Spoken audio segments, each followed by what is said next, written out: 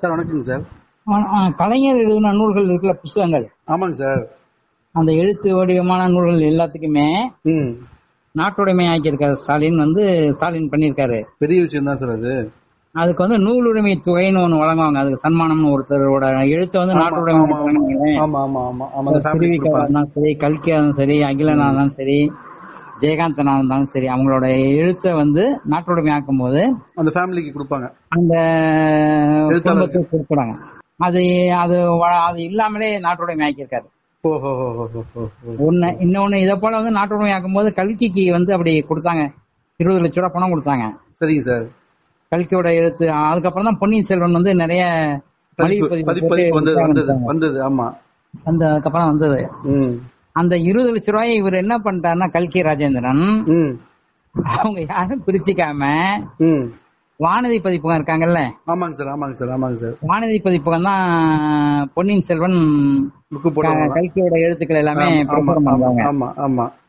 அப்ப இவரு மலிவு பதிப்பா கொண்டு வந்துட்டா, அவர் ஏற்கனவே பதிப்பகத்துல பிரிண்ட் பண்ணி வச்சிருக்காருல்ல. ஆமா, அதெல்லாம் சிரமமாயிரும்ல. அந்த புத்தகம் நம்ம பொன்னியின் செல்வன் எல்லாமே ஆயிரக்கணக்கில் பதிவு பண்ணி வச்சிருப்பாரு. அதுக்காக கல்கி ராஜேந்திரன் என்ன பண்ணாருன்னா, அந்த 20 லட்சம் ரூபாய் அவருக்கு அனுப்பிச்சிட்டாரு. அவரு வேணாம் நம்ம மறுத்துட்டாரு. சரிங்க சார். நான் எவ்வளவு கல்கியால எவ்வளவு லாபம் அடைஞ்சிருக்கேன், எனக்கு இது உங்களோட குடும்பத்துக்கு தான் சேரணும் அப்படின்னு சொல்லி வானதி திருநாவுக்கரசன் பேர், அந்த வானதி பதிப்பத்தோட உரிமையாளர்.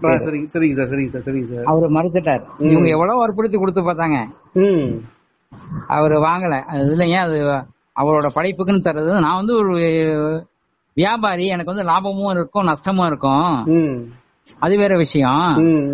அதனால அந்த அவரோட எழுத்துக்குன்னு கொடுத்த சன்மானமோ இதுவோ உங்க குடும்பத்துக்கு தான் சேரணும் அப்படின்னு திருப்பி அவங்களுக்கு கொடுத்துட்டாரு.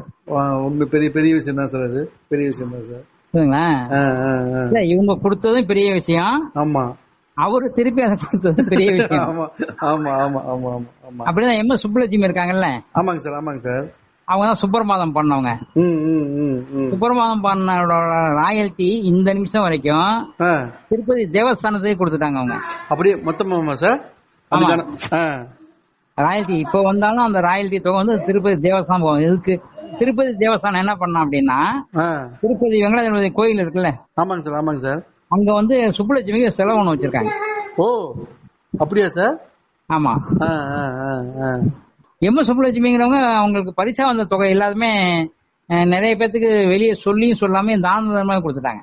ஓ, சரிங்க சார், சரிங்க சார், சரிங்க சார். பாரத ரத்னா கூட வாங்கினாங்கல்ல, அந்த தொகையை கூட அவங்க வாங்கிக்கல. போய் வாங்கினாங்களே தவிர அந்த தொகையை வாங்கிக்கல. தொகையை வாங்கிட்டு வேற ஒரு அறக்கட்டளைக்கு ஏதோ ஒண்ணு கொடுத்துட்டாங்க. அவங்க வாழ்க்கையில அது நிறைய பண்ணிருக்காங்க. அதெல்லாம் வேற விஷயம். ஏன்னா